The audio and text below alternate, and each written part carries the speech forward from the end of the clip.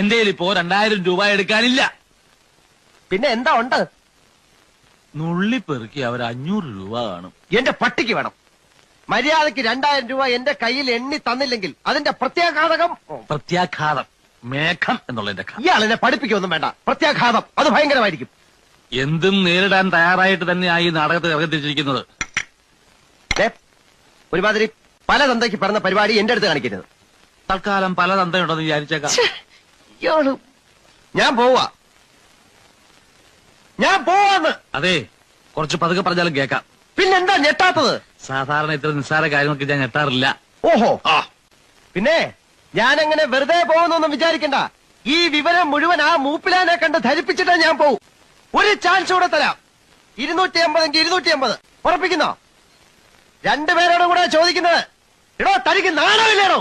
ഇല്ല. ആ